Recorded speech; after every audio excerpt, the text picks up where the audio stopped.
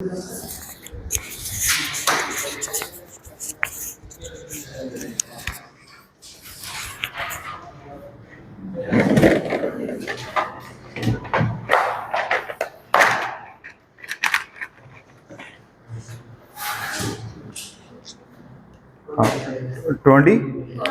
पहले नहीं, पहले होमवर्क क्या था? इंडेक्स था कि एक्सरसाइज थी? एक्सरसाइज थी।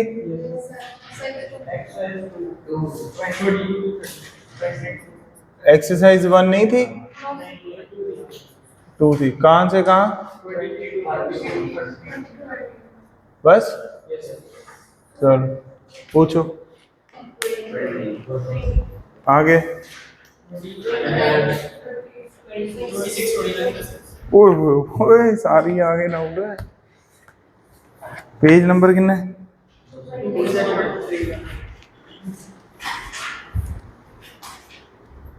कुछ नहीं समझ आता जो तुम लोग कहते हो, आराम से बोला करो यार। 3-1 है, 2.3 थोड़ा है। अच्छा 22 हो गया, 23 नो। हाँ 20 नो वाली बोले बस। 23 बेटा क्या है क्वेश्चन पढ़ो। Given for the processes helium gas equals to gives helium ion plus electron energy of log is 24.5 electron. बिल्कुल ठीक है। इसका मतलब क्या हो गया? हीलियम से अगर हम क्या कर दें, एक इलेक्ट्रॉन रिमूव कर दें, ठीक है, तो कितनी एनर्जी एब्जॉर्ब हो रही है? हाँ ये अभी नहीं कर पाएंगे, इसको सर्कल करके लिखो। पीरियोडिक प्रॉपर्टीज जो सेकंड चैप्टर है ना, उसके बाद कर पाएंगे, ये अभी नहीं कर पाएंगे। ठीक है चलो आगे। 20 24 25 पूछ लो अगर डाउट है तो।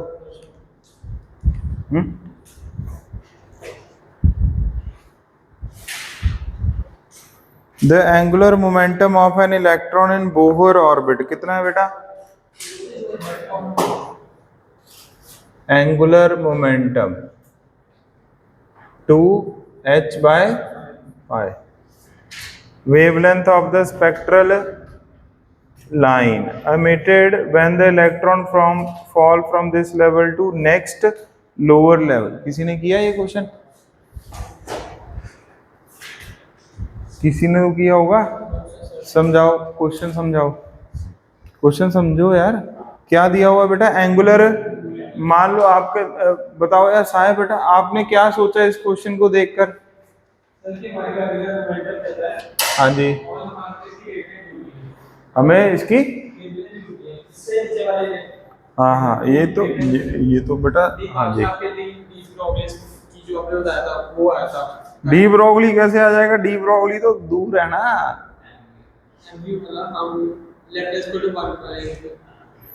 डी ब्रोगली तो बहुत दूर है। ये तो बोहर वाले हैं, बोहर के बाद आया ना क्या? पहले बात तो underline the word spectral line, underline the word spectral line. ठीक, लो पेन पेंसिल या पेन।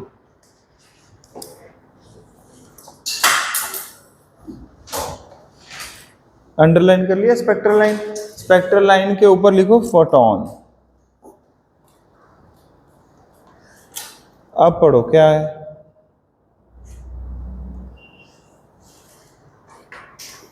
द वेवलेंथ ऑफ किसका ढूंढना है? पहले आपको फॉर्मूला सही दिखना चाहिए। किसका वेवलेंथ ढूंढना है? फोटोन का। पहले आप ये देखो भी भाई, फोटोन का वेवलेंथ हमने प्लैंक कांस्टेंट से ढूंढा। किससे ढूंढा? प्लैंक वाली थ्योरी से या बोहर वाली थ्योरी से। बस डी ब्रोगली तो तब आता है जब इंसान का क्या ढूंढ लें? वेवलेंथ। फोटोन वगैरह का वेवलेंथ के लिए तो कौन से फॉर्मूले यूज करने हैं? पहले वाले। पहले तो ये पॉइंट समझ आ गया कौन से फॉर्मूले लगाने हैं? यस। ऊपर से नाम किसका आ गया? बोहर का। बोहर का आ गया तो बोहर के क्या आने चाहिए? शेल्स आने चाहिए। शेल में क्या करता है बताओ? क्वेश्चन समझो ना पहले। क्या कर रहा है? इलेक्ट्रॉन क्या करेगा? फॉल करेगा। इलेक्ट्रॉन क्या करेगा? फॉल। यही अपन ने पढ़ा है। कहां से? हायर शेल से। फॉल का मतलब गिरना होता है कि चढ़ना होता है? गिरना होता है। तो अभी हमें क्या पता है अभी भाई N2 से ये किधर आ रहा है, N1 आ रहा है, बस ये। और क्या पूछा इन्होंने, वेवलेंथ पूछ लिया, और कैपिटल क्या दिया हुआ है, R। तो पक्का पता है अभी फॉर्मूला तो कौन सा लगने वाला है, ये वाला फॉर्मूला पक्का अप्लाई होएगा। यहां तक इनको अब समझ आ गया है, ठीक है। अब हमें N2 की वैल्यू ढूंढनी है और N1, यही कहानी है कि नहीं है। Z की वैल्यू तो क्या आएगी, 1। क्यों, एटम कौन सा है, हाइड्रोजन, ये क्लियर हो गया। R के टर्म में आंसर ढूंढना है। अब आप बताओ, इसके लिए जब भी ऐसा कोई क्वेश्चन आए, पहले तो आप फॉर्मूला सही लगाओ, पहले तो आप टॉपिक पर पहुंचो, ये टॉपिक कौन सा है। कैसे पहुंचते प्रणव बेटा टॉपिक पर, सबसे पहले सर ने कराया table basics, electron proton neutron atomic number, ये उसमें से नहीं है क्रॉस, ओल्ड एटॉमिक मॉडल में नहीं है क्रॉस।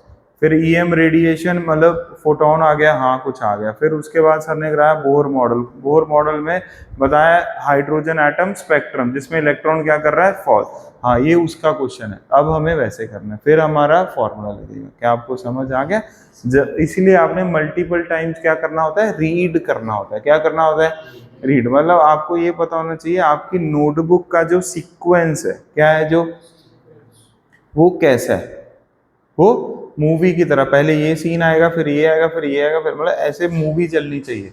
तो नोटबुक में अच्छा पहले ये टॉपिक, फिर ये, फिर ये, फिर ये, मतलब आपको इंडेक्सेशन क्या होनी चाहिए, क्लियर हो जाए, समझे भाई। नोटबुक में पहले ये है, फिर इसीलिए मैं क्या बनाता हूँ, इंडेक्स, भी आपको टॉपिक वाइज पहले क्लियर हो, ताकि फॉर्मूला सही लग जाए।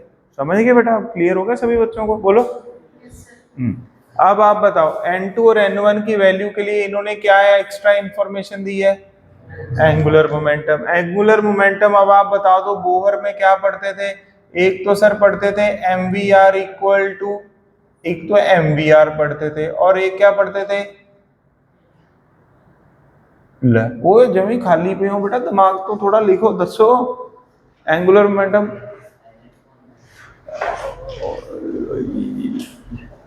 देख के बताओ यार, बोर के बहुत, अगर याद है तो बताओ। हूं तो टेस्ट दिता, तुसी पढ़ के नहीं गए हुए,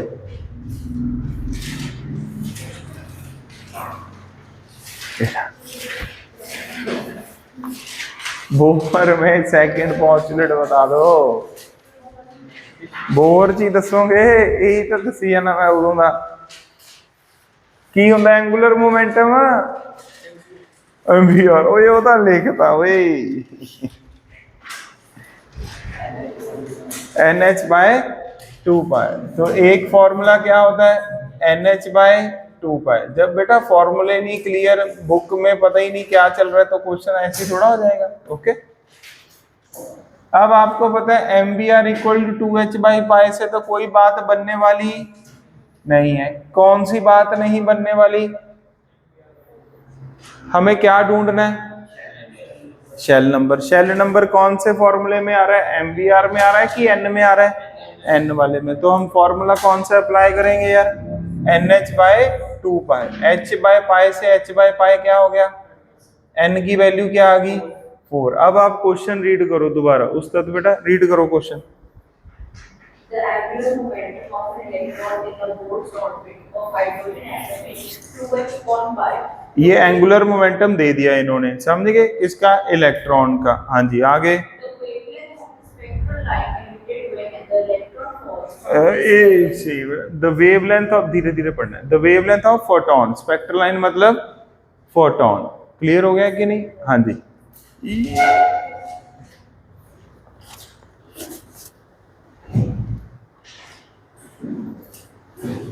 हाँ जी, द वेवलेंथ ऑफ फोटोन, हाँ मतलब spectral line, Emitted when the electron falls from this level, underline the word this level, comprehension passage, English, बाबू भैया English, this level। पहले हमें क्या ढूंढना है, this level, फिर this का this का सामने क्या आता है, that, this that। समझ आ गया कि नहीं। तो this level के लिए हमें n पता लग गया, कितना है बेटा, 4। फिर कहां पर आ रहा है इलेक्ट्रॉन, 4 से अब इंग्लिश पढ़कर बता दो। नेक्स्ट, नेक्स्ट लग गया। या तो 2 आएगा आंसर या 3 आएगा, दोनों में से एक होएगा। अब आप खुद सोचो और आंसर करो, फटाफट करो, फटाफट करो, टाइम नहीं है। To the next lower level, मतलब इसके बाद जो लोअर लेवल आ रहा है। तो n1 की वैल्यू क्या होगी? 3। क्या अब आपसे ये क्वेश्चन हो जाएगा कि नहीं हो जाएगा यार? बोल दो यस सर। इसमें सिर्फ इंग्लिश ही थी। क्या थी? इंग्लिश।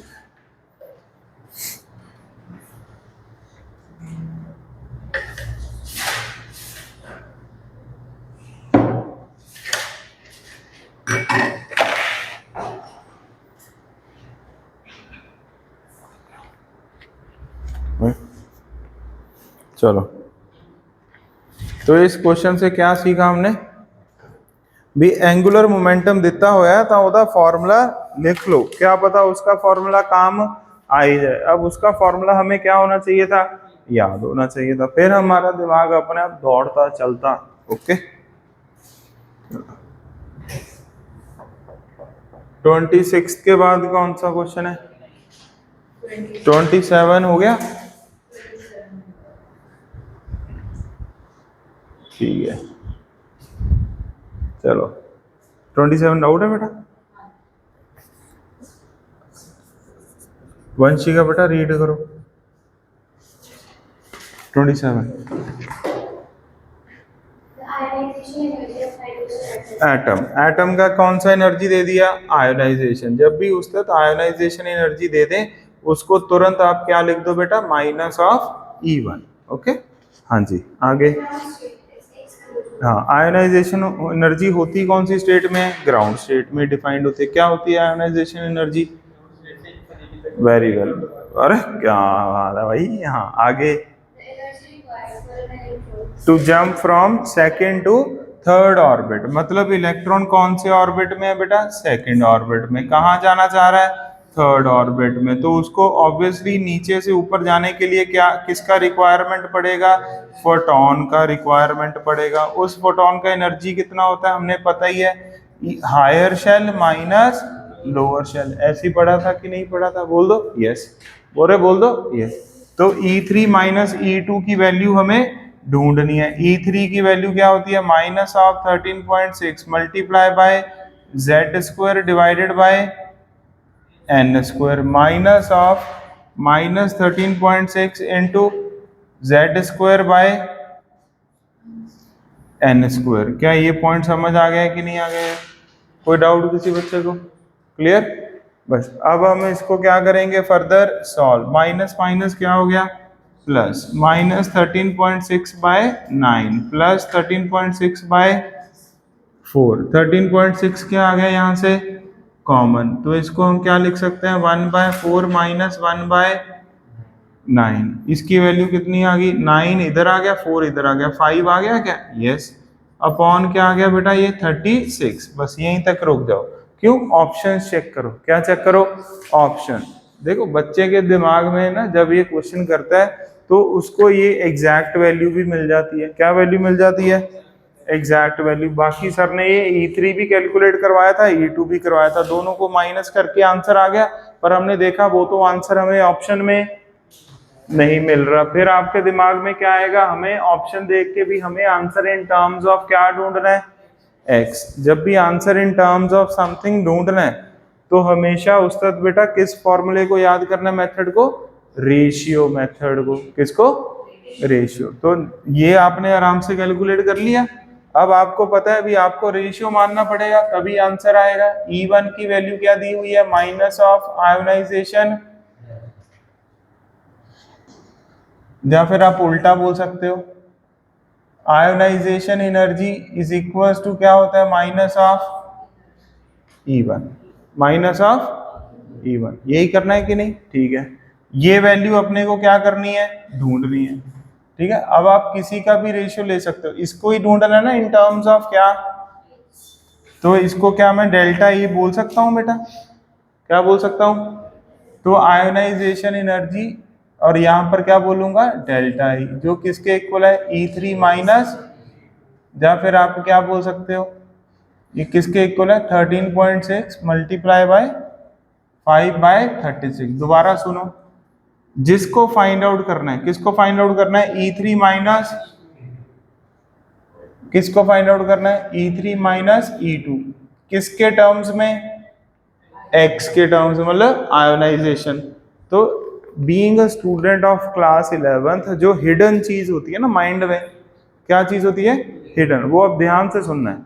किसको फाइंड आउट करना है, किसके टर्म्स में, हाँ आयोनाइजेशन एनर्जी के टर्म, x के टर्म्स में नहीं, किसके टर्म्स में।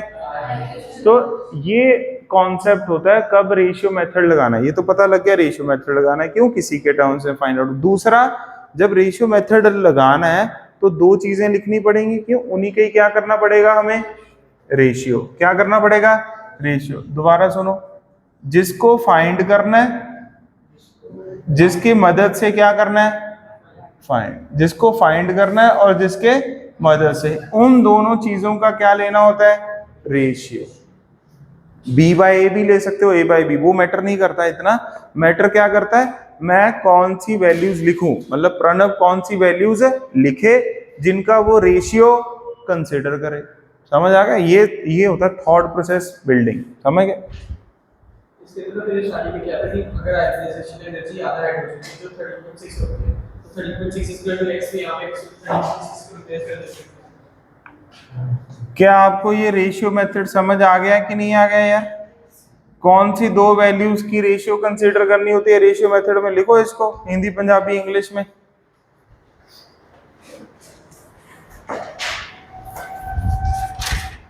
ये इंपॉर्टेंट कॉन्सेप्ट है, पेज नंबर 1 पे लिखो, जिसका वैल्यू फाइंड आउट करना है और जिसको फाइंड करना है, उनका क्या होना चाहिए, रेशियो ना। नोटबुक, हाँ नोटबुक के पहले पेज पे, वेरी वेल।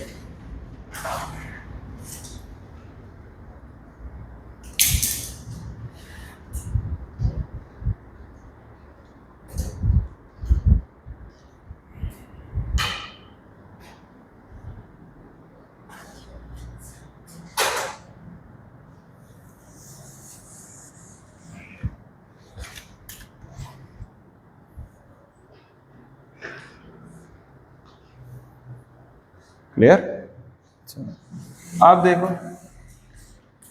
अब हम क्या लिखेंगे बेटा, कैसे भी कर दो, E3 minus E2 divided by ionization energy 13.6 multiply by 5 divided by 36 upon बेटा माइनस ऑफ E1। इसको सॉल्व करेंगे, 13.6 इंटू 5 डिवाइडेड बाय 36। E1 की वैल्यू क्या होती है, माइनस ऑफ 13.6, माइनस माइनस क्या हो गया, 13.6 into Z square upon N square, N square भी क्या आ गया, 1 आ गया, ये 1 है ये भी 1 है, तो ये कटवट कर कितना हो जाएगा, 13.65 आएगा। ये 36 किधर आ गया, डिनोमिनेटर में, ये 13.6 इधर आ गया, ये क्या हो गया आपस में कैंसल आउट। कौन सी वैल्यू ढूंढनी थी, E3 माइनस E2, किसके टर्म्स में, आयोनाइजेशन। तो ये कितना आ गया, 5/36। इसको सॉल्व करोगे तो E3 minus E2 is 5/36 of ionization energy, जिसको हम 5x बाय क्या बोल देंगे, 36। क्या आपको ये मेथड समझ आ गया ना, पेपर में कैसे दिमाग था, आप जो बोल रहे हो वो सही है। क्लियर, चलो 28 बेटा हो गया, 29। देखो मेडिकल वाले भी अगर एक्सरसाइज 2 कर रहे हैं तो अच्छी चीज है, मतलब इससे औखा क्वेश्चन नीट में नहीं आएगा, ठीक है। तो मैं चाहता हूँ आप एक्सरसाइज 2 भी किया करें, ओके। तो ये भी बनवा था इसको, से लास्ट का सॉल्व में किसमें, ये 28 है, इसका फॉर्मूला ये लास्ट का n ग्रेटर ग्रेटर देन 1, मतलब क्या है इसका। अच्छा हाँ ये पहले पेज पे लिख लो बेटा, ये लिख ले सभी ने।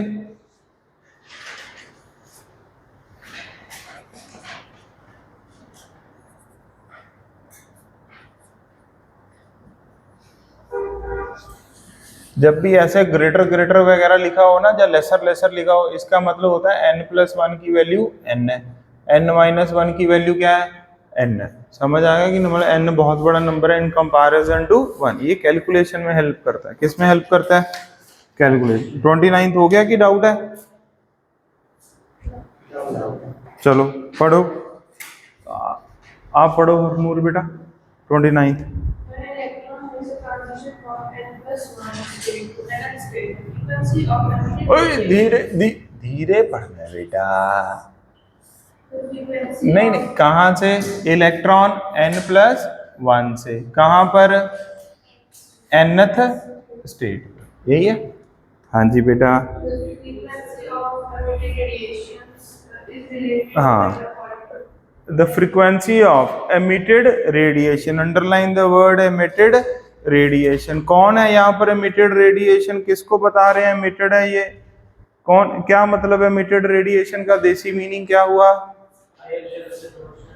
नहीं, हायर शेल से लोअर शेल तो आ रहा है emitted, वेरी वेल। और फोटोन, वेरी वेल। क्या? फोटोन। मतलब हमें फ्रीक्वेंसी ऑफ बोला ना, क्या फ्रीक्वेंसी ऑफ वंश बोला है क्या? नो, फ्रीक्वेंसी ऑफ एमिटेड, हाँ एमिटेड रेडिएशन। एमिटेड रेडिएशन मतलब फोटोन, एमिटेड रेडिएशन मतलब फोटोन। मतलब आपको ये सेंस आना चाहिए भी, पहले तो फॉर्मूले कौन से क्या करने हैं, अप्लाई। उस तो ये लिख लिया बेटा आपने।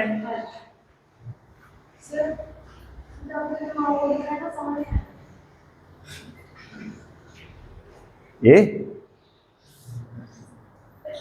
ये ऐसा है यार, n+1 को n मानना है, n-1 को n। ओके,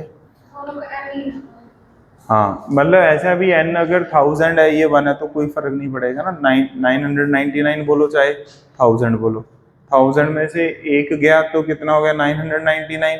चाहे वो बोलो चाहे 1000 बोलो, चाहे 1000 बोलो चाहे 1001 बोलो, बात क्या है?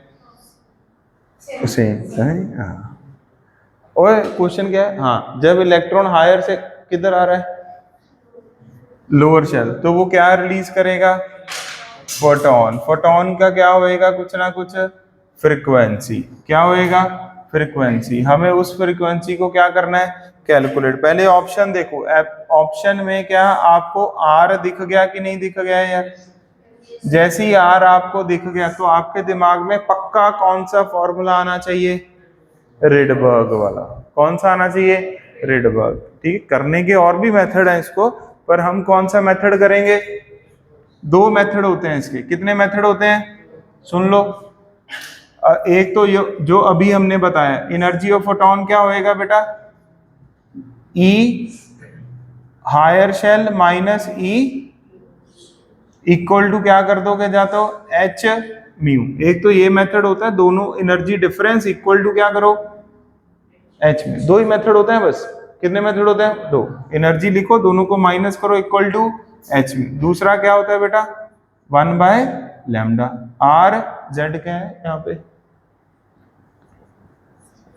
1/n1² minus 1/n2²। बस ये दो फॉर्मूले ही काम के हैं।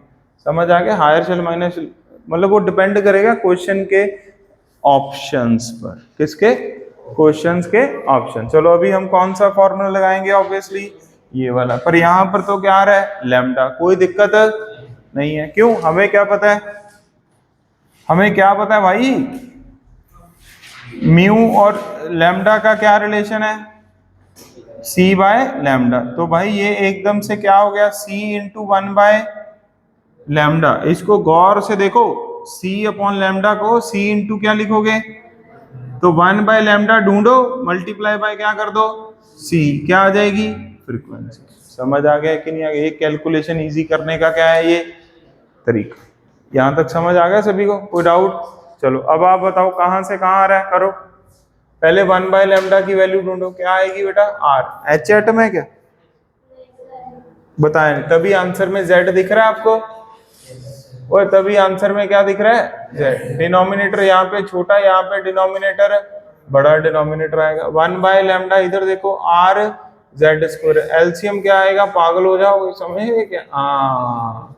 n+1 का होल स्क्वायर माइनस n²। तो आप कैसे भी कर सकते हो, a² माइनस b² भी लगा सकते हो, पर इतना दिमाग कौन लगाएगा? ठीक है, हम ही लगाएंगे बेटा। हाँ, a² माइनस b² क्या होता है? a minus b। अरे बोल दो, अरे a minus b, a plus b, 2n+1 upon N square n plus one का होल स्क्वायर। देयरफॉर फ्रीक्वेंसी क्या आ गई बेटा, c by lambda, c into one by lambda, क्या आ गया ये, c r z square into 2n plus one upon n square into n plus one whole square. ये आंसर आ गया कि नहीं। अब इन्होंने कहा अप्रोक्सीमेट करो, क्या करो, अप्रोक्सीमेट। क्या करना है, n प्लस वन को क्या मानना है, मतलब वन को इग्नोर करना है। किसको इग्नोर करना है भाई, 2n के जब n के मुकाबले में 1 इग्नोर्ड है तो 2n के मुकाबले में भी n क्या होएगा, इसको क्या लिखोगे 2n, इसको क्या लिखोगे बेटा n। ये n की पावर क्या बन गई, नीचे ये आ जाएगा, देखना कोई है भी ऑप्शन की नहीं। अरे क्या बात है, यही आंसर होना चाहिए भाई। देखो क्या आंसर, समझ आ गया अब आपको। ये अप्रोक्सीमेट वाला है, क्या है बोलो, अप्रोक्सीमेट वाला, ठीक है।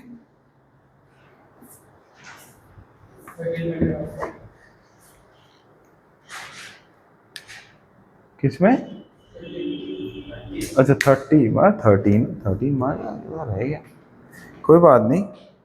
ये थोड़े से डाउटफुल क्वेश्चन ही हैं, पहली बार आया ना, अगली बारी आपसे हो जाएंगे, टेंशन लेने की कोई ज़रूरत नहीं है, क्योंकि पहली बार पढ़ रहे हैं ना बेटा।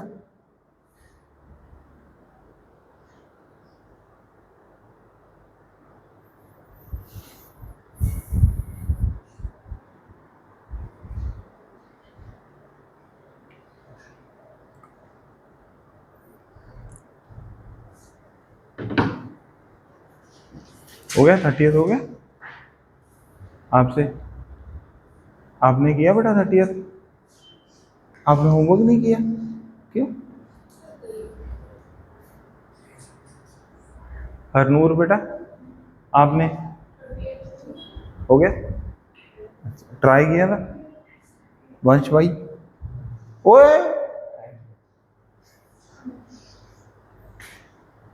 गोरेकमन आपने बेटा ट्राई किया थी, बस वो ठीक है।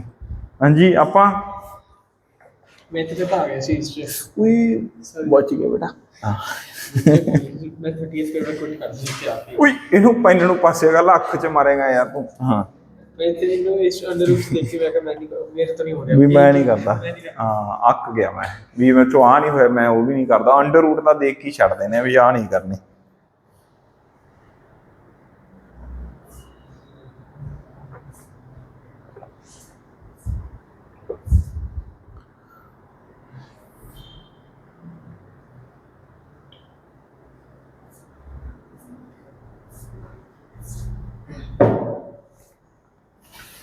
इस क्वेश्चन में क्या समझा आपने, सिर्फ और सिर्फ दो चीजें, कितनी चीजें, दो चीजें, ठीक है ना। इसको थोड़ा स्टार मार्क कर लो, इस पॉइंट को, कौन से पॉइंट को बेहतरीन बेटा, एनर्जी ऑफ द फोटोन। इसको ना नोट्स में लिख लो यार, कहीं बोर वाले में कहीं पर भी लिख लो, जहां पर एच एटम स्पेक्ट्रम पढ़ा है ना हमने, जहाँ यहाँ पर ये वाला फॉर्मूला लिखा था ना, उसको लिखो हिंदी पंजाबी में। एनर्जी ऑफ द फोटोन को कैलकुलेट करने के there are two methods, energy नहीं, एनर्जी, फ्रीक्वेंसी एंड, हाँ वेरी वेल यार, समझने लग गए आप भी बातें को, अरे क्या बात है।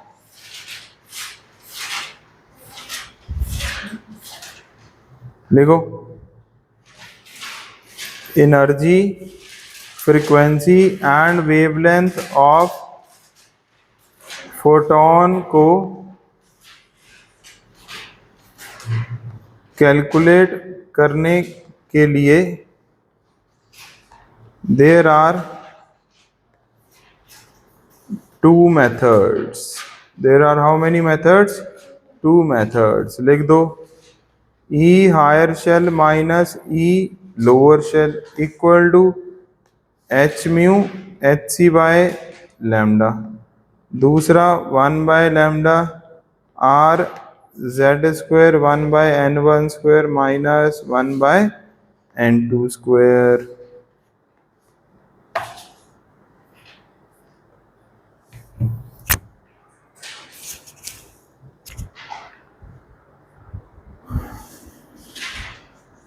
चलो ये लिख लिया सभी ने।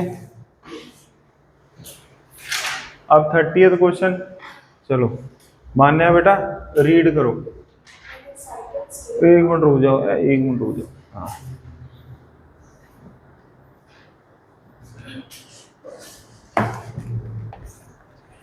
सभी ने लिख लिया ये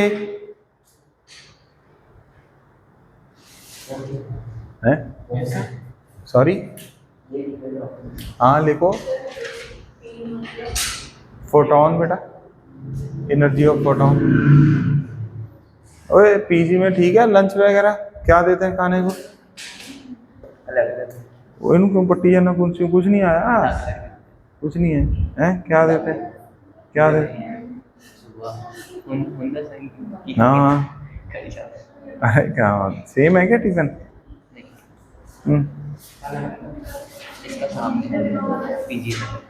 अच्छा वेज है?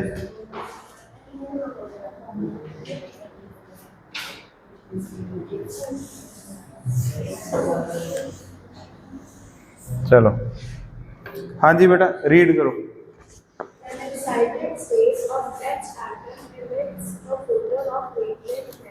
लैम्डा, हाँ बस एक मिनट रुक जाओ। समझ आ गया सभी को? क्या मतलब समझाओ भाई गुरिकमन बेटा।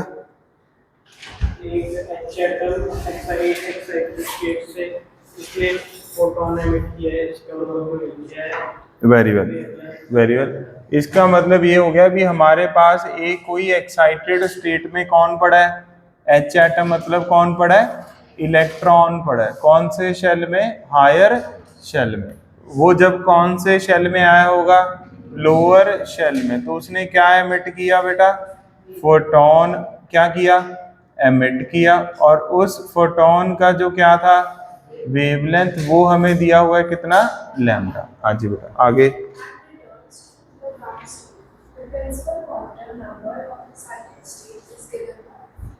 हैं ये क्या कहेंगे भाई?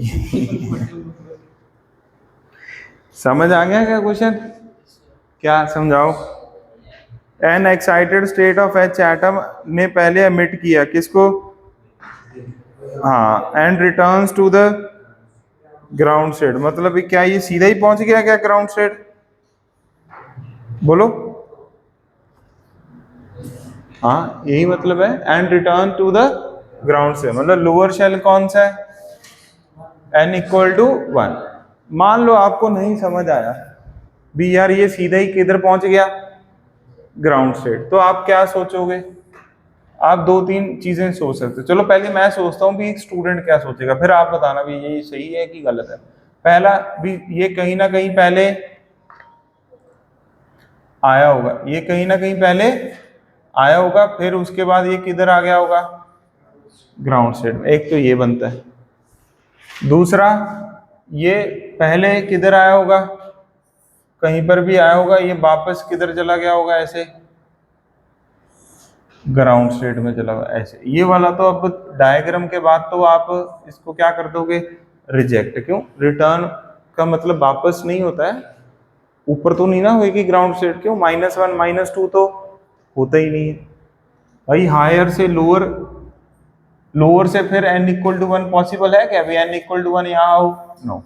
तो या तो ये है या फिर ये वाला। ये वाले मेथड से हम फॉर्मूला लगाएंगे तो हमें ये वाले शेल के बारे में इंफॉर्मेशन चाहिए, इतनी इंफॉर्मेशन गिवन नहीं है। तो हम क्या मानेंगे? n equal to 1। क्या मतलब हुआ यार? वो पहले आपको मेरी बातें समझ आ रही हैं कि नहीं? तो भी मैं भी क्लास में ऐसे ही बैठ जाता था, मेरे को भी समझ नहीं आता क्या कह के टीचर। हाँ पहले ये बताओ ये गलत क्यों है? ये समझ आया? किनको समझ आया? हाँ समझाओ। हाँ हाँ, क्योंकि रिटर्न आ गया। रिटर्न टू क्या लिखा है? Ground state. अब वापस ऊपर नहीं ना हो सकती कभी भी ग्राउंड स्टेट। ग्राउंड स्टेट तो हमेशा सबसे नीचे होते हैं। तो ये वाली डायग्राम तो क्या हो जाएगी? गलत। अब ये वाली डायग्राम क्या है? ये वाला एनर्जी लेवल चाहिए ना, तभी तो हम क्या कौन सा फॉर्मूला लगाएंगे? रिडबर्ग कांस्टेंट वाला। आर है ना? क्या है क्वेश्चन में? ऑप्शन में आर है ना? तो रिडबर्ग कांस्टेंट अगर आप लगाओगे हायर शेल से, आप तो सिर्फ क्या लिख पाओगे बेटा? 1/λ equal to R into Z square. 1/, मान लो ये स्टेट कौन सी है? n1, ये कौन सी है? n2। तो आप कुछ कर ही नहीं पाओगे। आपके पास कितने वेरिएबल्स आ गए? 2। इक्वेशन 1 है, तो ये भी गलत है। तो लैंग्वेज ये कह रहा है जो भी एक्साइटेड स्टेट H एटम है उसने फोटोन एमिट किया और वापस आ गया किधर? क्या मतलब हुआ? पहले हाइड्रोजन के एटम्स किधर जाते हैं? ऊपर जाते हैं। अब पूरा H एटम, हाँ बस वही था। H एटम स्पेक्ट्रम में क्या समझाया था? पहले लाइट फेंकेंगे, एटम किधर जाएगा? ऊपर, फिर ऊपर से रिटर्न होकर किधर आ गया? Ground state. मतलब ऊपर से जब वो किधर आया? ग्राउंड स्टेट, तो कितना फोटोन एमिट किया उसने? लैम्डा। ये कहने का मतलब है इसका। समझ? इंग्लिश थोड़ी सी डिफरेंट है इसमें। क्या है? डिफरेंट। तो 1/λ equal to R into Z square. Z है कि 1 है? हाँ, यहाँ पर 1 का स्क्वायर लिखते हैं -1/n स्क्वायर। करना सॉल्व, n की वैल्यू क्या आ गई? फॉरवर्ड करो।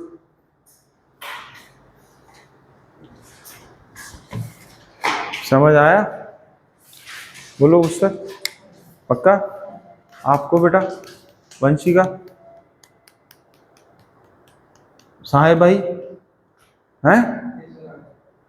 हाँ, वो इंग्लिश है कि जब वो एक रिटर्न टू, मतलब पहले ये ऊपर गया, ये एग्जामिनर ने अज्यूम कर लिया है।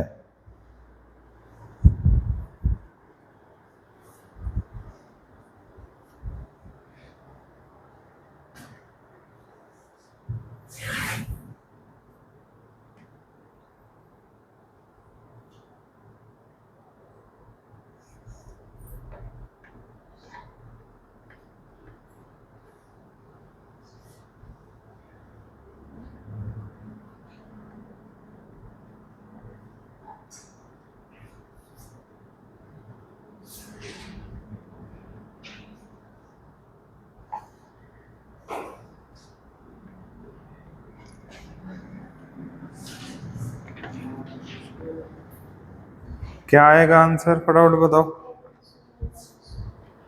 करो इसको सॉल्व करो। इतने में चार्जर लेकर आया इसका। फटाफट करो वो।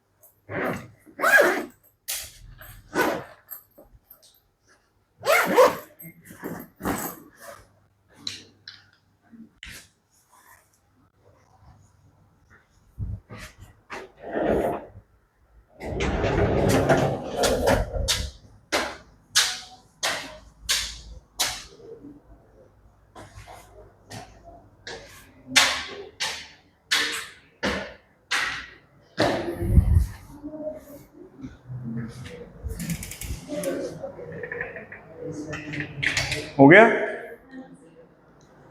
चलो,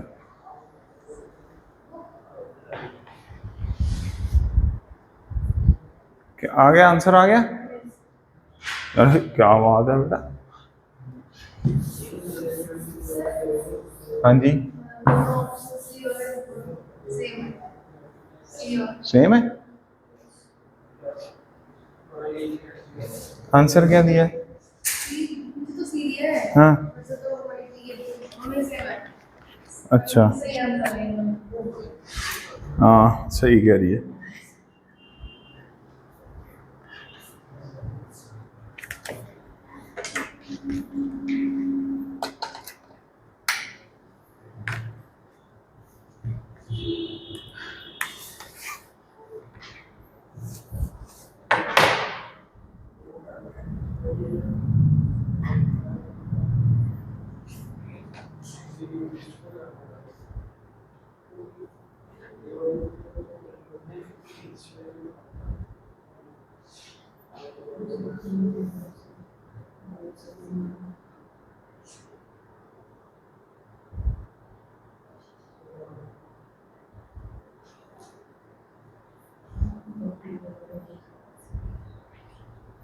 चलो आगे चले,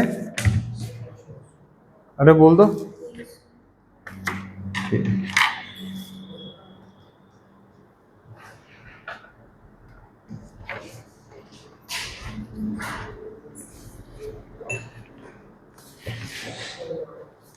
हैं?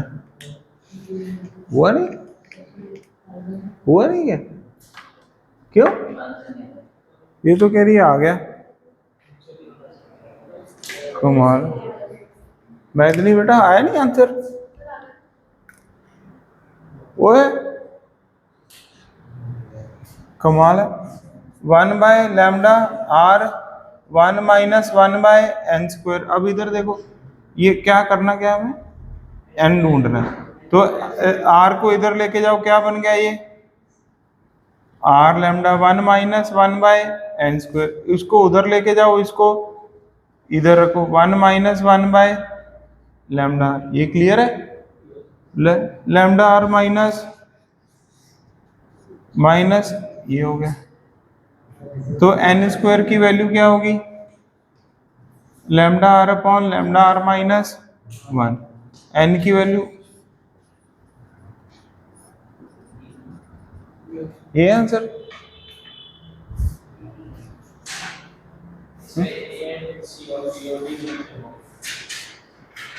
ओ यार मैं की गई है ना भी ये आंसर।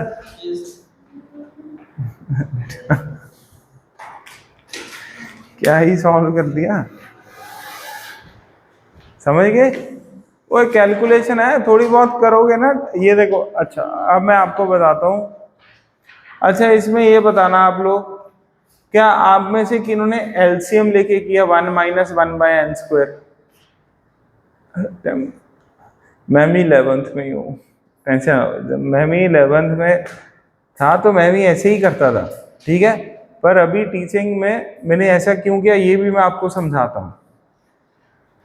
ये विद टाइम मैंने सीखा। अब मैं ये चाहता हूँ भी अब स्टूडेंट भी इस चीज को सीखें, सिर्फ मैं ही ना सीख के चला जाऊं।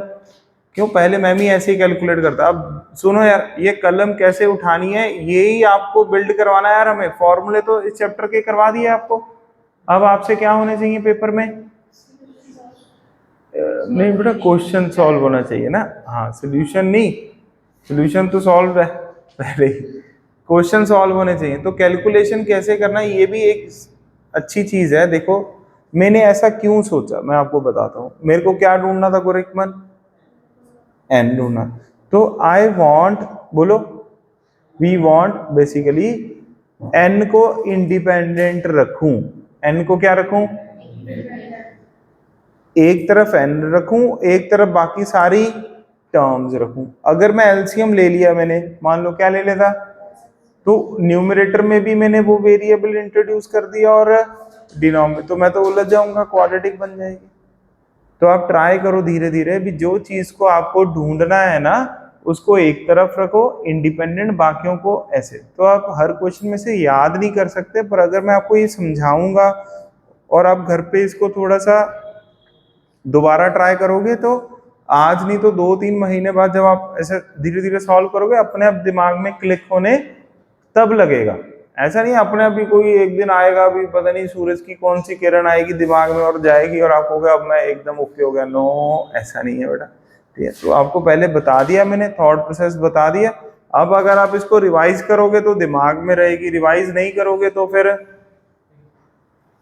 ओके, मतलब हाँ, फिर आप नॉर्मली गलतियां करते रहोगे बस, और कोई चक्कर नहीं है।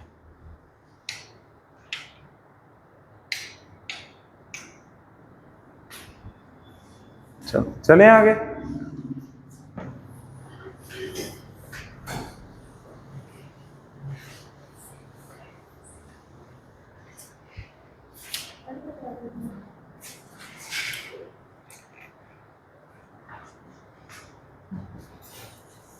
ये पंखा ना इधर की जगह इधर होना चाहिए, ये इधर लगवाते हैं।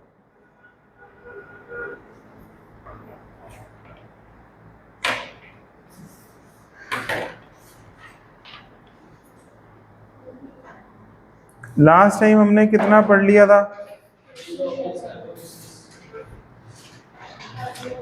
मैंने आपको कुछ क्वेश्चंस दिए थे बस।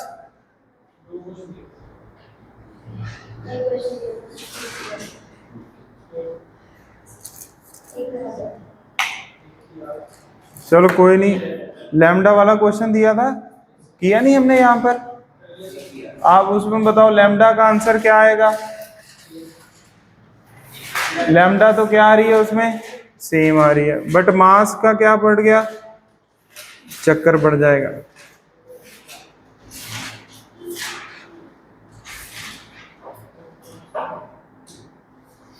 अरे बोल दो, सीधा सॉल्व भी कर दो। क्या था उसमें गिवन? क्या उसमें मोमेंटम सेम गिवन था कि नहीं था? कितने मैटर थे?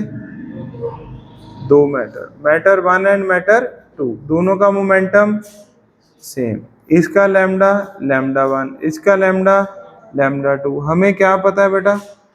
लैम्डा 1 की वैल्यू भी h बाई पी होती है, लैम्डा 2 की वैल्यू भी h बाई पी होती है, और एक होता है h by m v. But हम इस केस में किससे करेंगे? h बाई पी से करेंगे। तो देयरफॉर हम क्या बोल सकते हैं? Lambda 1 is equal to lambda 2। इससे कौन सा ऑप्शन था ये? ए बी सी में सी, तो सी तो पक्का आएगा ही। अब अगला कौन से ऑप्शन थे? वेलोसिटी के। किसके थे? वेलोसिटी। अब हमें क्या पता है, क्योंकि मोमेंटम क्या है दोनों का? मोमेंटम क्या होता है? मास इनटू, मोमेंटम क्या होता है? Mass into velocity. किसका रेशियो दिया हुआ था? m1 bye m2। तो आप क्या लिखो एक बार? m1 bye m2। इधर क्या लिखोगे बेटा? v2 bye v1। m1 के सामने m1 बड़ी टर्म है कि m2? तो m1 के सामने कौन है?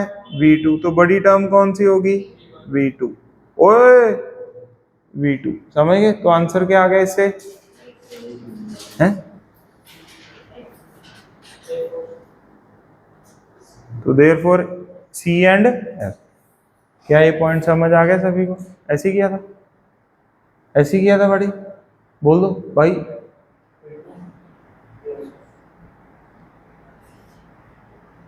जैसे ए आई है ना, तो भाई का नाम आप जी आई रखेंगे।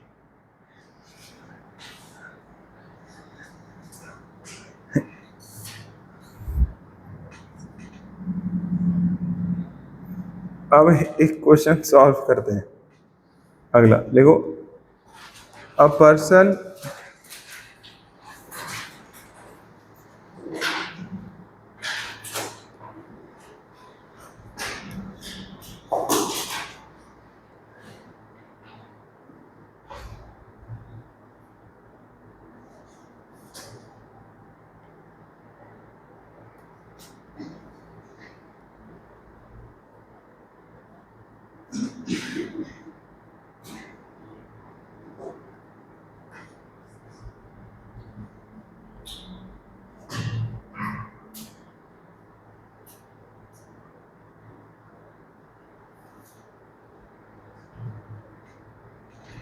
ये कौन सी वेवलेंथ कैलकुलेट करनी है? De Broglie's wavelength. अब ये देखो, इस क्वेश्चन को कैसे करेंगे हम?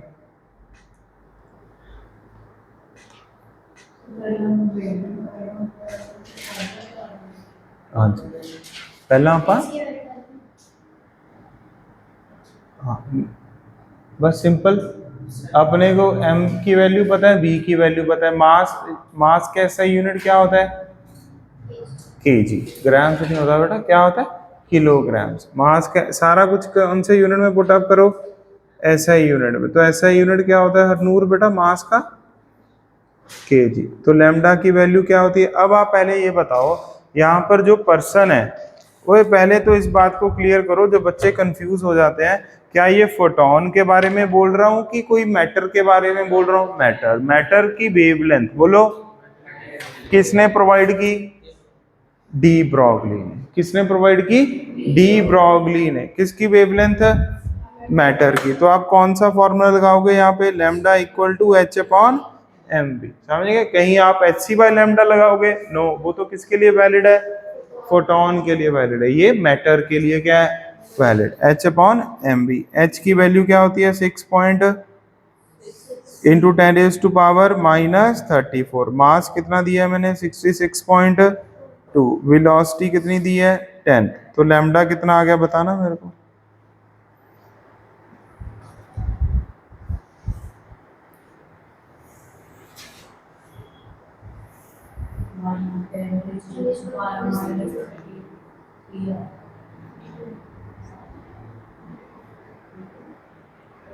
ना 32 आएगा बेटा, ना 33 आएगा।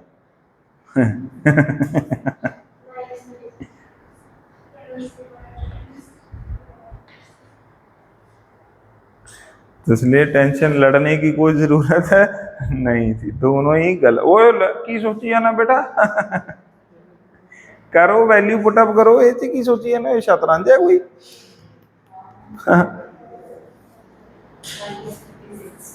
10 की पावर कितना आएगा -36। ओए आप टेंशन ना लिया करो, इतनी सारे जब डेसिमल आ जाए ना, सारे डेसिमल को नीचे ले जाया करो। 662 ऊपर इसके वजह से 10 आएगा, नीचे क्या आएगा 100 आएगा, नीचे क्या आ गया 10, ऊपर क्या आ गया 10 की पावर -34। लो तो कितना आ गया ये 10 की पावर -36 क्या मीटर्स।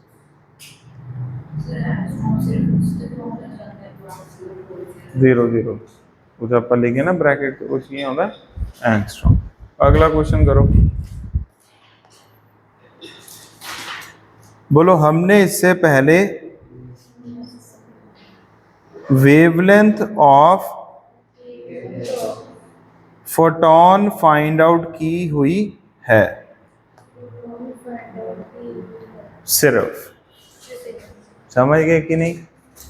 अब हम किसका वेवलेंथ ढूंढेंगे, उन चीजों का जिनका मास है, जिनका क्या है मास, समझ गए।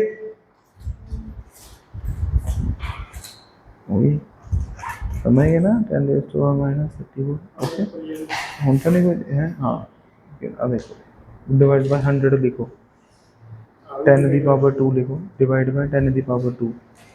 ठीक है बेटा, 2 ऊपर जाके भी हो जाएगा नेगेटिव ना। हाँ हाँ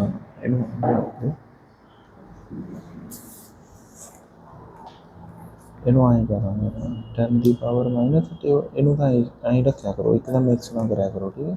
ਇਹਨੂੰ ਵੀ ਲਿਖ ਦਿਓ 10 ਦੀ ਪਾਵਰ 2 ਦਾ ਕੀ ਬਣ ਜਾਊ -2 ਬਣ ਗਿਆ। ਤੁਹਾਨੂੰ ਪਤਾ ਜਦੋਂ ਸਾਰਾ ਕੁਝ ਨਿਊਮਰੇਟਰ 'ਚ ਹੁੰਦਾ ਤਾਂ ਪਾਵਰਾਂ ਕੀ ਹੋ ਜਾਣਗੇ ਐਵੇਂ ऐड, ਤਾਂ ਕਿੰਨਾ ਹੋਗਾ 10 ਦੀ ਪਾਵਰ -30। समझ गए, सॉरी उठाना है। हाँ फिर -30 पर -2 समझ गए बेटा। लिखो कैलकुलेट हो गया। ओ यार बातें नहीं करनी भाई, calculate the de Broglie wavelength of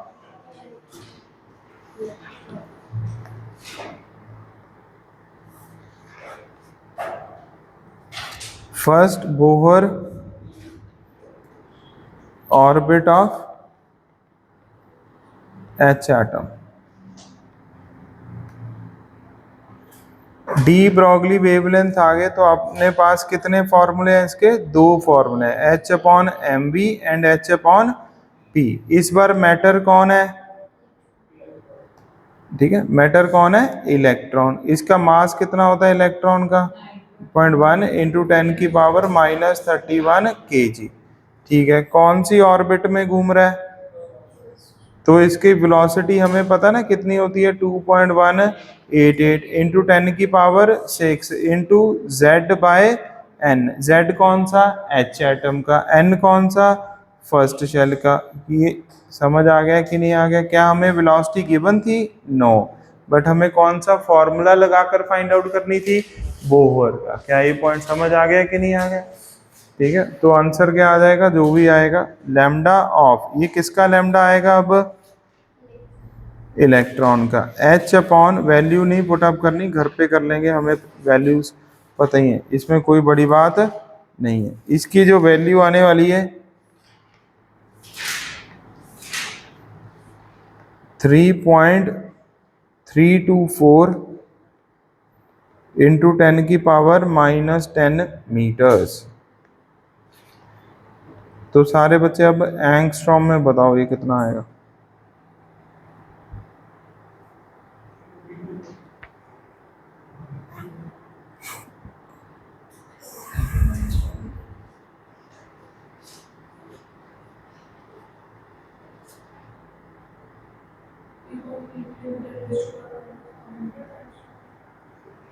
3.324 1 metre च किन्ने एंगस्ट्रॉम होंदे ने 10 ਦੀ ਪਾਵਰ 10 ਦੀ ਪਾਵਰ 10 ਤਾਂ ਆਨਸਰ ਬੇਟਾ 3.324 into 10 ਦੀ ਪਾਵਰ -10 ਮਲਟੀਪਲਾਈ ਬਾय 10 ਦੀ ਪਾਵਰ 10 ਕਰਾਂਗੇ ਨਾ ਸਮਝ ਗਏ ਤਾਂ ਇਹ ਕਿੰਨਾ ਹੋ ਗਿਆ 3.324 एंगस्ट्रॉम ओके। अब हम अगला पॉइंट लिखेंगे प्रूफ, ठीक है ना, ऑफ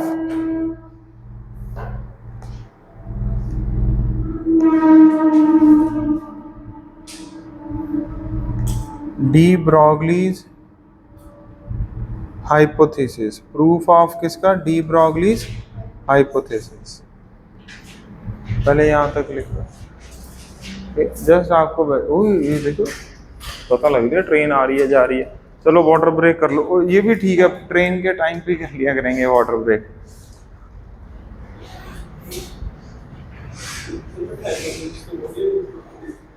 हाँ हाँ मतलब ये भी कह रहे हैं प्रूफ मतलब प्रैक्टिकल चीजें नहीं, उन्होंने क्या सोचकर उन्होंने कुछ तो देखा होगा ना। पर्सन की तो हम हरकतें देख के दस देते हैं भी यार ये भी ऐसे ही होगा, समझ रहे हो क्या, पर इसको भी इन्होंने कोई तो फॉर्मूले से देख के बताया होगा ये भी ऐसे ही होगा।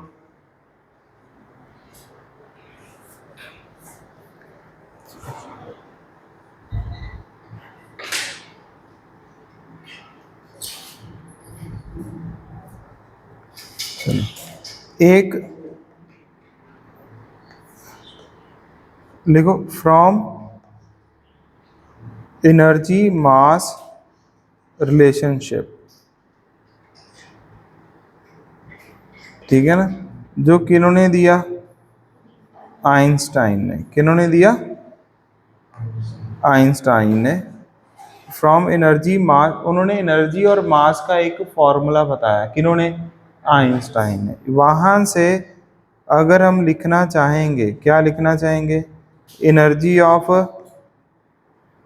फोटोन, तो उसकी वैल्यू क्या आएगी m into C square, mass of that thing into C square, वहां से ये आ गया।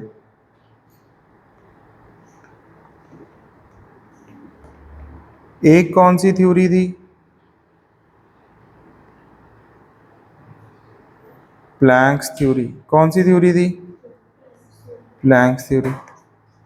प्लैंक्स थ्योरी में हम क्या लिख देंगे, energy of photon equal to H mu और H E by lambda.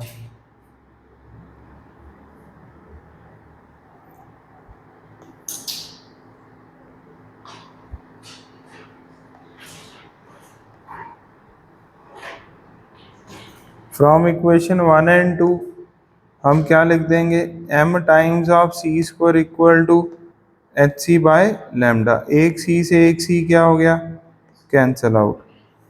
M C equal to H by lambda, lambda equal to H upon mass into speed of light, where C क्या होता है यहाँ पे, स्पीड ऑफ लाइट, या फिर और you can say speed of photon.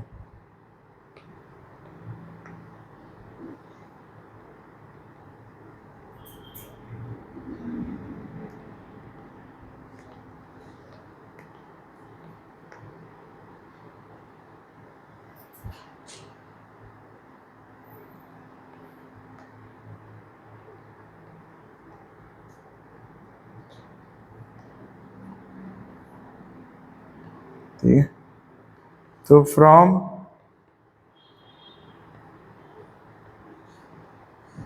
The above expression, from the above expression, जो कौन से भाई साहब थे, de Broglie gave the journal expression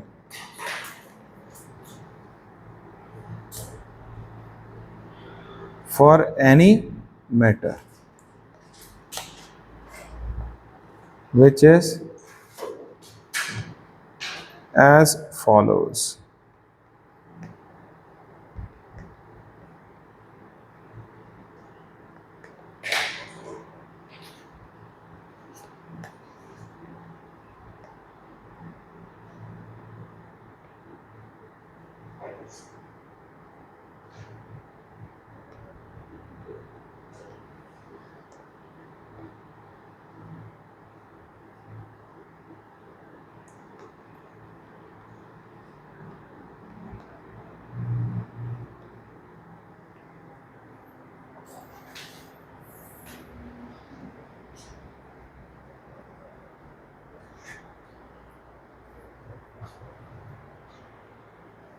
क्या आपको ये ठीक है? लिखो इसको।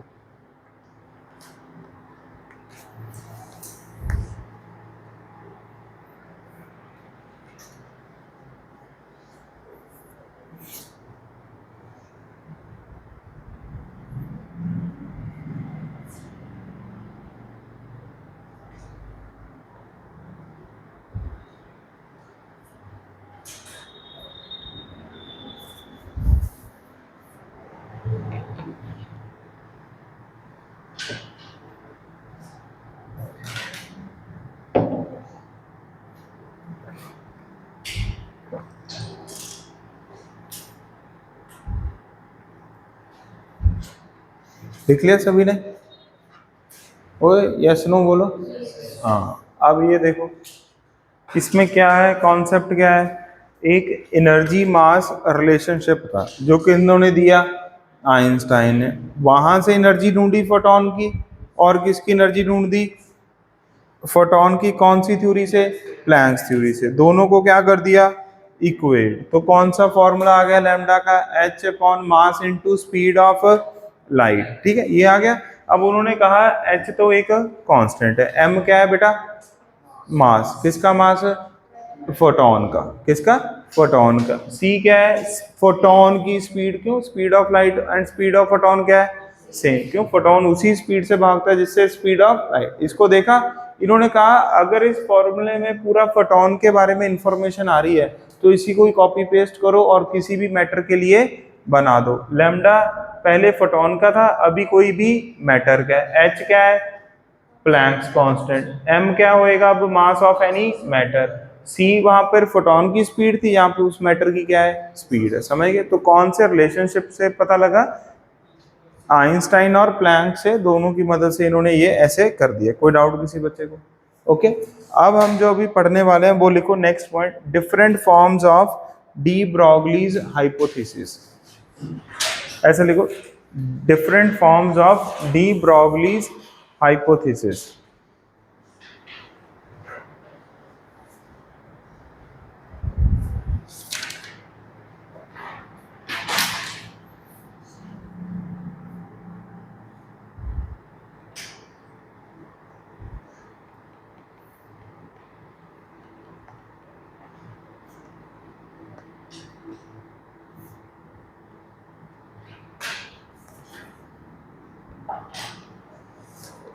अब इसमें देखो अपन उस्ताद बेटा क्या पढ़ने वाले हैं, इसमें ना हम हमारे पास ऑलरेडी कितने फॉर्मूले हैं लैम्डा के? 2 फॉर्मूले हैं। कितने फॉर्मूले हैं? 2 फॉर्मूले। कौन से?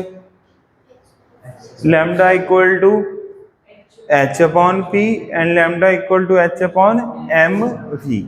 अभी हम 3 और फॉर्मूले पढ़ेंगे वही लैम्डा को ढूंढने के। तो टोटल कितने हो गए? 5 हो गए। तो आपको 5 के 5 फॉर्मूले पूरे आने चाहिए। क्यों? जब आप लैम्डा ढूंढोगे तो होता क्या है, एक फॉर्मूले से दूसरे फॉर्मूले का वेरिएबल क्या करना होता है? फाइंड आउट करना होता है। समझ गए? एक फॉर्मूले से दूसरे फॉर्मूले का वेरिएबल क्या करना होता है? Find out. तो समझ आ गया? तो लैम्डा तो क्या है, दोनों में सेम ही आएगा, चाहे पहले से ढूंढो चाहे चौथे फॉर्मूले से ढूंढो, बट वेरिएबल क्या आएंगे? कुछ ना कुछ आएंगे। समझ आ गया आपको? तो आपने सारे फॉर्मूले किस में रखने हैं? हाँ। अब केस नंबर 1 पहले सुनना है, फिर उसके बाद हम पढ़ेंगे, ठीक है। केस नंबर यहाँ पर हम कितने केसेस पढ़ेंगे, 3, 2 और पढ़ लिए ना, ठीक है। पहला क्या है, थोड़ी जगह छोड़ दो, व्हेन, चलो लिख लो, when kinetic energy is given, ठीक है। दूसरा हम तब लिखेंगे जब पढ़ेंगे, तीसरा तब लिखेंगे जब पढ़ेंगे। पहले एक एक लिखते हैं ऐसे, फिर थोड़ा स्पेस छोड़ के ना ये लिखो, case number 1, when kinetic energy is given.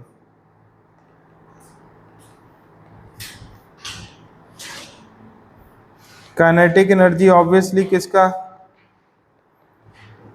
किसका काइनेटिक एनर्जी वो है, मैटर का।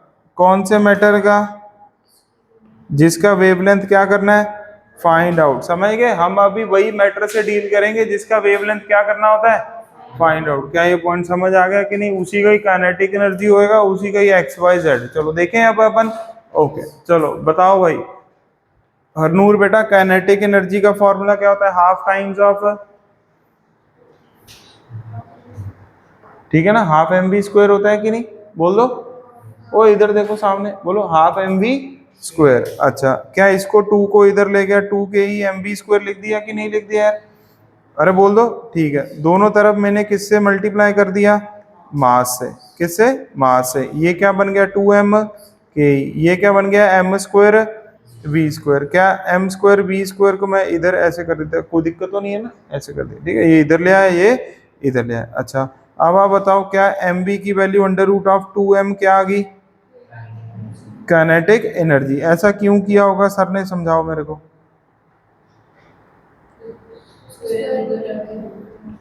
बोलो ऐसा क्यों किया होगा मैंने,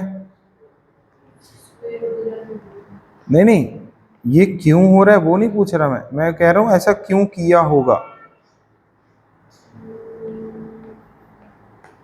क्योंकि मास इनटू वेलोसिटी क्या होता है बेटा, मोमेंटम। क्या होता है, मोमेंटम। समझ आ गया कि नहीं। और लैम्डा की वैल्यू क्या होती है, h/mv या फिर h/p। और अभी मोमेंटम की वैल्यू क्या होगी है फिर, किसके इक्वल आ गई है, अंडर रूट ऑफ 2m। तो कितने फॉर्मूले आ गए, ये पॉइंट समझ आ गया कि नहीं आ गया। क्या बात, जिंदगी में 3 फॉर्मूले, एक और फॉर्मूला ऐड हो गया कि नहीं हो गया यार। तो अब आप बताओ किया क्या है, फटाफट लिख दो, समझ गए ना। क्योंकि फॉर्मूले में m इंटू वी होता है ना, क्या होता है m इंटू वी। तो क्या है वैल्यू, याद बोलो अंडर रूट ऑफ 2m के ई, बोलो 2m के ई। m क्या है यहाँ पे, मास ऑफ, के ई क्या है यहाँ पे,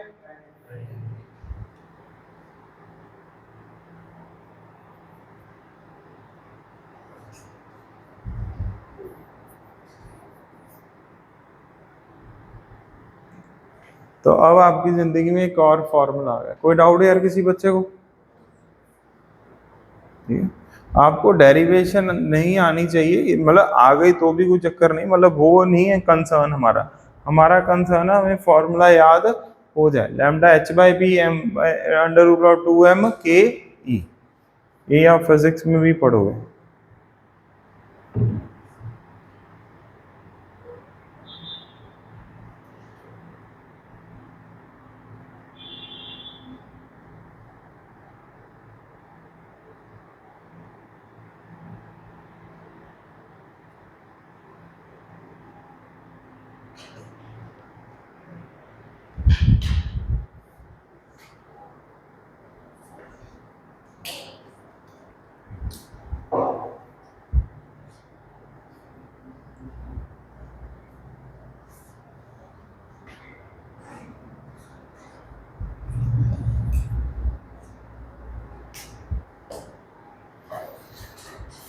चले आगे, अरे बोल दो।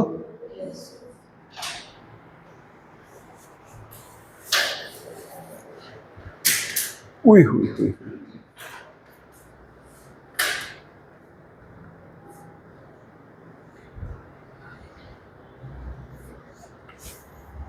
एक क्वेश्चन लिखो, kinetic energy of alpha particle. Sir ये अल्फा पार्टिकल क्या होता था, क्या क्या, ओए क्या होता था,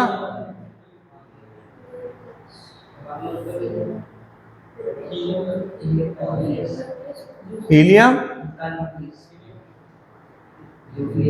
हाँ न्यूक्लियस ऑफ हीलियम। कमाल है यार। अल्फा पार्टिकल में कितने प्रोटॉन्स होते हैं बेटा? ऐतिहासिक पन्ने पढ़े हैं ना, इसको थोड़ा करो इधर उधर। पहले अल्फा पार्टिकल के बारे में इंफॉर्मेशन होगी तभी करेंगे। अल्फा पार्टिकल होता क्या है पहले बताओ। न्यूक्लियस ऑफ अल्फा पार्टिकल में कितने प्रोटॉन्स होते हैं? 2 प्रोटॉन्स होते हैं। सारे बच्चे देखो यार पहले,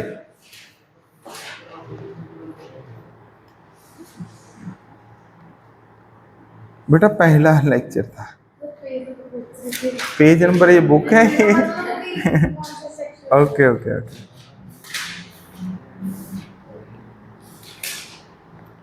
अब आप बताओ, जब पहला इस जर्नी का पहला लेक्चर, और अल्फा पार्टिकल का मास क्या होता है? कितने times the mass of proton? हाँ 4 times the mass of proton. कितने times the charge of proton? 2 times the charge of proton. Mass कितना? 4 टाइम्स। किसका? प्रोटॉन। ठीक है, अल्फा पार्टिकल हो गया, इलेक्ट्रॉन हो गया, न्यूट्रॉन हो गया। इनकी काइनेटिक एनर्जी क्या दी है? सेम। चलो अरेंज करो इनको,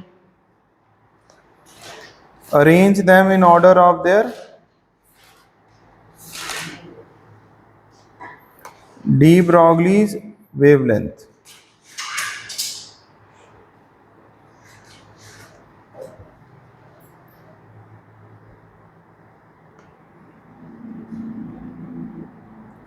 ठीक है, अरेंज देम कौन से ऑर्डर में बोलो? De Broglie's wavelength. पहले तो ये बताओ हैं? वो ये कौन सा क्वेश्चन कर लिया बेटा? अब आगे आ जाओ जिंदगी में। हाँ इसके बाद ही लिखोगे क्वेश्चन।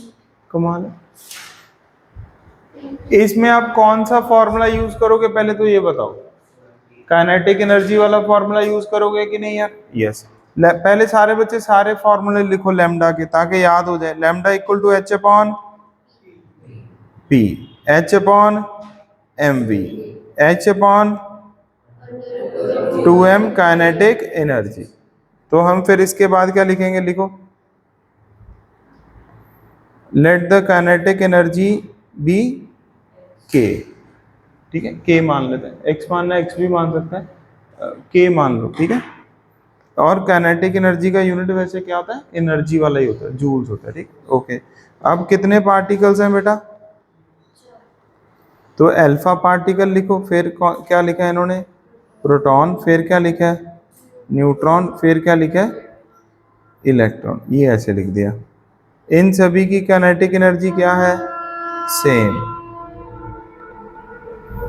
फॉर्मूले में और क्या चाहिए हमें?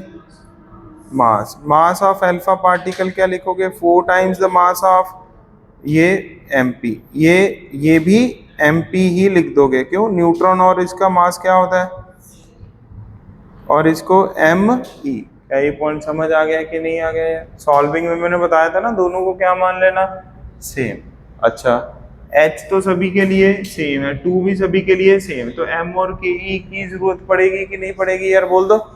अच्छा, अब इन दोनों को मल्टीप्लाई कर लो। ठीक है, ये यहां तक समझ आ गया? तो अब आप बताओ, लैम्डा ढूंढते हैं। तो इसका लैम्डा कितना आएगा? h upon under root of 2 into mass. कितना हो गया? बोलो। 8 times of mp into kinetic energy. इधर कितना हो गया?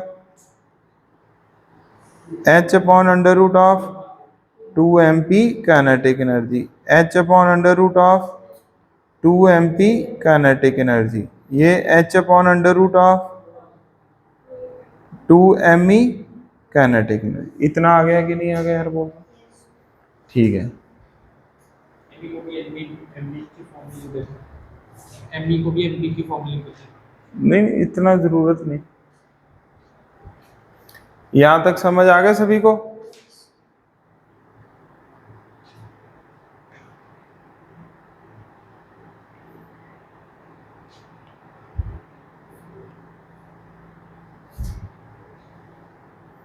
अब पहले इधर देख लो फिर उसके बाद लिख लेना। अब आप कैसे कंपेयर करोगे, देखो न्यूमरेटर तो सभी में क्या है, सेम, डिनोमिनेटर क्या है, डिफरेंट है ना। तो हमने क्या पढ़ा है मैथ में, लेसर डिनोमिनेटर मोर वैल्यू, यही आएगा कि नहीं। तो जब ऐसे 4 क्वेश्चन आ जाए ना तो ऐसे कंपेयर करना, थोड़ा सा एक साथ मत करो। अब आप बताओ इसमें कौन सा, अब सोचना स्टार्ट करना है। क्या स्टार्ट करना है, सोचना, ठीक है। ये वैल्यू तो है नहीं कोई, देखो न्यूमरेटर तो कोई चक्कर नहीं है। डिनोमिनेटर में कौन सी वैल्यू है जो कीप्स ऑन चेंजिंग, मास। कौन सी वैल्यू है बोलो, मास। अब आप बताओ यहाँ पर तो क्या आ गया 8 MP, यहाँ पे 2 MP आ गया, तो ऑब्वियसली बड़ी वैल्यू कौन सी होगी, ओए मतलब ओवरऑल बड़ी वैल्यू कौन सी होगी, 2 MP होगी कि नहीं। क्या मैं ये बोल सकता हूँ, यहाँ तक क्लियर है कि नहीं है, ठीक है। एक तो ये मेथड है इसको करने का, ठीक है। तो हम क्या लिख सकते हैं यहाँ पर बोलो, ऑर्डर में क्या लिख देंगे, proton is better than alpha particle. एक मिनट इधर ही सोचो, यहाँ तक क्लियर है बेटा, अच्छा। और प्रोटॉन और न्यूट्रॉन चलो मान लो, क्या मान लिया हमने, लेट से सेम मान लिया, ठीक है। अब प्रोटॉन और इसमें बताओ किसका मास ज्यादा होता है, प्रोटॉन का कि इलेक्ट्रॉन का। प्रोटॉन का मास क्या होता है, ज्यादा होता है, तो ये वैल्यू क्या होगी, कम होगी। ये वैल्यू तो इससे भी ज्यादा होगी। क्या आंसर अभी तक ये बन रहा है कि नहीं बन रहा है यार, बोलो, कोई डाउट। अच्छा, अब आप बताओ न्यूट्रॉन और प्रोटॉन में वैसे एग्जैक्टली यहाँ पर आना क्या चाहिए था, यहाँ पर मास तो वैसे क्या आना चाहिए था, 2mNK। वो तो कैलकुलेशन के टाइम पर अपन क्या मानते हैं, सेम, पर असली में ज्यादा कौन होता है, न्यूट्रॉन, किससे। तो ये वाली वैल्यू तो इससे क्या हो जाएगी, छोटी हो जाएगी। क्या ये पॉइंट समझ आ गया कि नहीं है, ये वाली वैल्यू तो इससे क्या हो जाएगी, छोटी। तो आंसर क्या आएगा, प्रोटॉन इज मोर देन, एक मिनट रुक जाओ, क्या ये पॉइंट समझ आ गया कि नहीं। एक तो इसको करने का ये मेथड है, ठीक है, समझ लो पहले। एक तो इसको करने का ये मेथड, ठीक है। एक कई बच्चे इसको ऐसे कर लेते हैं भी, हाँ ये भी एकदम सही है। और एक और मेथड है वो विद टाइम ही समझ आता है, ऐसे प्रैक्टिस से भी कर सकते हैं, वो भी लिख सकते थे आप। क्या यहां तक तो आपने एकदम, पहले तो आप ऐसे ही करोगे ना पेपर में, ये तो लिखोगे बोलो, वो बोल दो, ठीक है। अब मैं कह रहा हूं ये लिखने की जरूरत नहीं है। अगर आपको थोड़ा सा डेटा क्या है, हाँ मतलब अगर आपको वैल्यूज के बारे में क्लैरिटी है तो आपको इतना कुछ लिखने की कोई ज़रूरत नहीं थी। क्यों, पेपर में इतना थोड़ा टाइम लगाएंगे हम, जल्दी कैसे करेंगे पेपर में। ये देखो यहाँ तक लिख लिया आपने, फिर आप क्या लिखोगे बेटा, लैम्डा, वी नो दैट, बोलो, lambda is equals to h upon under root of 2mke। समझ गए। अब आप पेपर में ऐसे सोचोगे, h सभी के लिए क्या है, सेम, काइनेटिक एनर्जी सभी के लिए सेम, 2 भी सेम, बस मास किया है डिफरेंट। तो आप क्या कहोगे भी, पहले मैं क्या लिख लेता हूँ, ऑर्डर ऑफ मास। क्या लिख लेता हूँ, ऑर्डर ऑफ मास। बताओ सबसे ज्यादा मास किसका, अल्फा पार्टिकल का, फिर न्यूट्रॉन का, फिर प्रोटॉन का, फिर इलेक्ट्रॉन। अब आप कहोगे मैं क्या लिख लेता हूँ, order of wavelength. Order of wavelength इसके क्या आएगी, इनवर्स आएगी। क्या आएगी, इनवर्स। क्या ये आपको शॉर्ट ट्रिक नहीं, मतलब अप्रोच समझ आ गई कि नहीं आ गई। क्यों, मास और वेवलेंथ क्या आपस में इनवर्सली प्रोपोर्शनल। एनी डाउट, कोई बोल दो, क्लियर। तो आपने ये प्रैक्टिस करना है, ठीक है, पेपर में। तो उसको जो लिखे है ना, उसको हल्का सा पेंसिल से कट कर दो, मतलब वो भी दिमाग में आता है, मैंने इंटेंशनली लिखवाया है यार, गलत नहीं है वो, पर मैं चाहता हूँ वो आप हल्का सा पेंसिल से कट कर दो, ताकि आपको क्लैरिटी हो भी कल को यार, मतलब लॉन्ग मेथड कम अप्लाई करना, थोड़ा सा ट्राई करना भी हम इसको ऐसे कर लें। मतलब गलत नहीं है, अगर लिखना लिख कर कट करना है तो ऐसे पूरा लिख दो फिर कट कर दो, मतलब पेंसिल से चाहता हूँ मैं कट करना है। लिख लिया था ये, हाँ ये लिखो अब असली मेथड।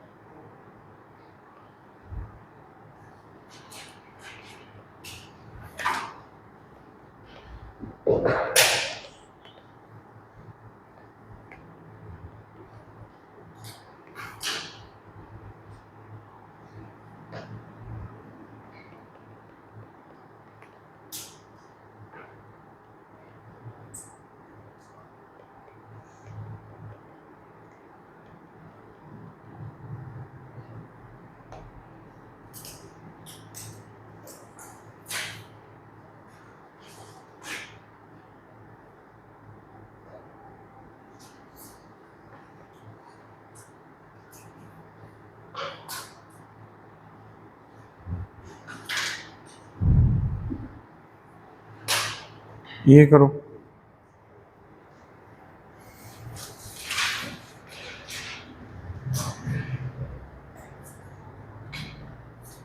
ठीक है, ट्राई करो इसको करने का।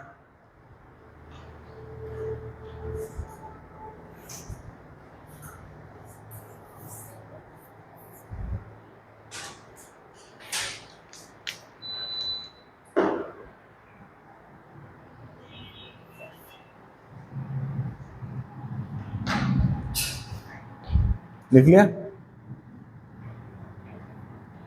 देखो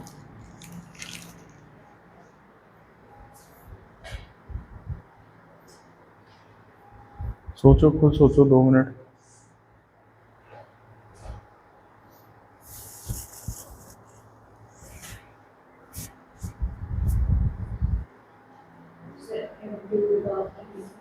four is same such that,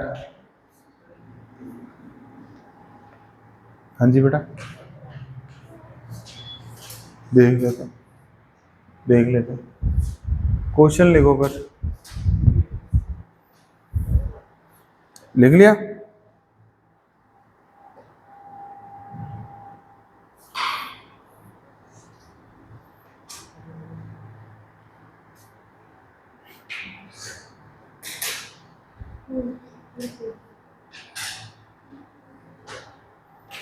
चलो मान्य है बेटा, बताओ,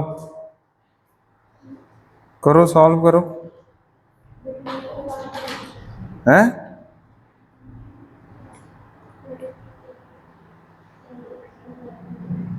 कोई कितना कह रहा है? 1:1? अच्छा हाँ समझ गया, फिर ठीक है।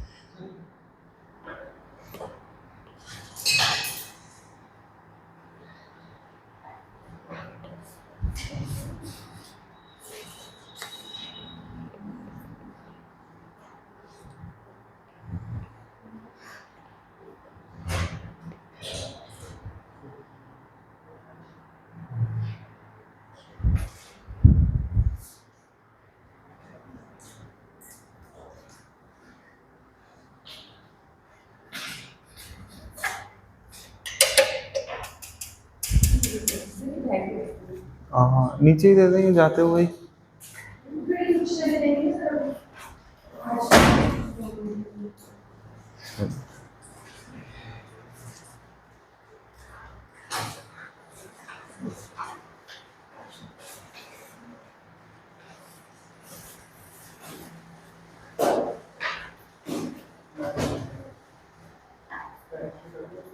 नहीं नहीं, वो थोड़ा लगता है ऐसा है बट है नहीं। हाँ है? बैग में बैग डाल लो ना। हाँ हाँ ऐसे ही कर लो ना, इसको इसमें डाल लो, उसको उसमें।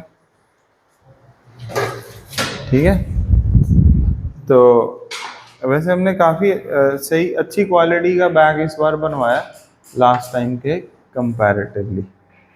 चलो कितने पार्टिकल्स हैं? 2 पार्टिकल्स हैं, ठीक है ना। दोनों के बारे में क्या गिवन है? डी ब्रॉगली वेवलेंथ क्या दिया दोनों का? तो लैम्डा। मास पर एक का m1 है, एक का m2, एक की काइनेटिक एनर्जी ये मान ली, एक है, यही कर लिया। अब जो वेवलेंथ सेम है उसी को ही क्या करेंगे हम, कंपेयर, ऐसे ही करेंगे ना। क्वेश्चन सोचो, लैम्डा गिवन है बेटा, काइनेटिक होर तो अपने को कोई फार्मूला है नहीं, ਆਪਾਂ ਇਹਦਾ ਲੈਮਡਾ ਤੇ ਇਹਦਾ ਲੈਮਡਾ ਆਪਸ ਕੀ ਕਰ ਦਾਂਗੇ, ਇਕੁਏਟ। ਇਹਦੇ ਲੈਮਡੇ ਦੀ ਫਾਰਮੂਲੇ ਦੀ ਵੈल्यू ਕੀ ਹੈ, h/√2m ke। उसका भी क्या आएगा वैल्यू, h/√2m, अरे बोल दो के। ऐसी करेंगे कि नहीं, वो यस नो तो बोल दो यस। फिर ये आ जाएगा, फिर आपने क्या कर दिया, ये काम ओके कर दिया क्या, काइनेटिक एनर्जी क्या आ गई, in the ratio of mass कितनी आ गई, 4:1। कितनी आ गई बोलो, 4:1।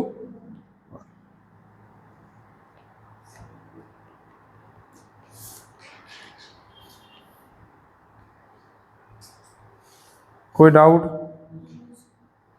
देख लो, बस ये सिंपल क्वेश्चन ही आता है। सॉरी क्या, मास रेशियो वाला, हाँ वो हाँ वो प्रैक्टिस से आएगा बस। गुड, वो भी सही है। ये कह रहा है भी सर अगर लैम्डा सेम है, अब बस हाँ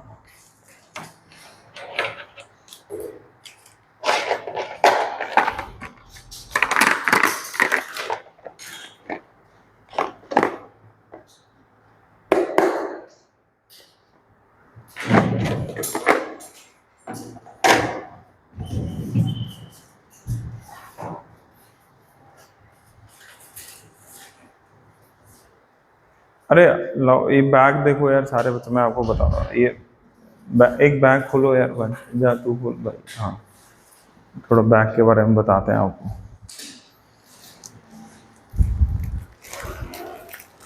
ये देखो,